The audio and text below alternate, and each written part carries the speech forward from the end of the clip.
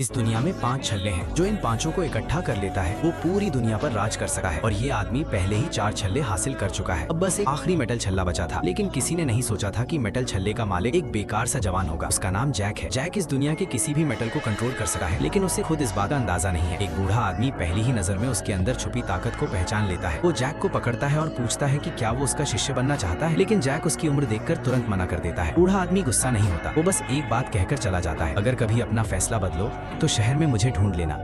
इतना कहकर वो पल भर में गायब हो जाता है।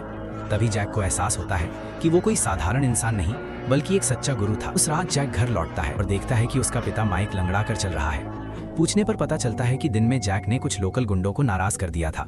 जैक को बचाने के लिए माइक बीच में आ गया। गुंडों ने न सिर्फ उसे मारा बल्कि सबके सामने घुटनों पर बैठाया और जूते चाटने पर मजबूर किया। अपने बेटे के लिए माइक ने सारी बेइज्जती सह ली।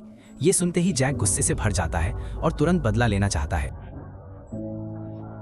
लेकिन वो डर जाता है कि कहीं माइक फिर से मुसीबत में ना पड़ जाए। इसलिए जैक फैसला करता है पहले खुद को ताकतवर बनाएगा और फिर बदला लेगा। वो अकेले ही शहर की ओर निकल पड़ता है उस बूढ़े आदमी को ढूंढने के लिए, और बूढ़ा पहले से जानता होता है कि जैक जरूर आएगा। वो जैक को पकड़ता है और पल भर में दोनों को एक भव्य महल में पहुंचा देता है।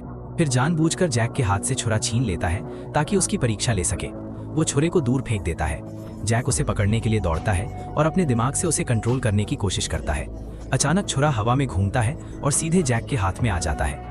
ये देखकर बूढ़ा पूरी तरह निश्चिंत हो जाता है कि जिसका वो इंतजार कर रहा था वो मिल चुका है। जैक तुरंत घुटनों पर बैठ जाता है और उसे अपना गुरु मान लेता है। बूढ़ा उसे मेटल कंट्रोल करना सिखाना शुरू करता है। अपनी जबरदस्त प्रतिभा की वजह से जैक बहुत जल्दी इस कला में माहिर हो जाता है। फिर बूढ़ा 5 तत्वों के छल्लों में से मेटल छल्ला बुलाता है और गंभीर स्वर में जैक से कहता है कि इसे सुरक्षित रखे। जैसे ही वो अपनी बात खत्म करता है, मेटल छल्ला अपने आप जैक की उंगली में आ जाता है। उसी पल दुश्मन मेटल छल्ले की मौजूदगी महसूस कर लेते हैं और सीधा उनकी ओर बढ़ने लगते हैं।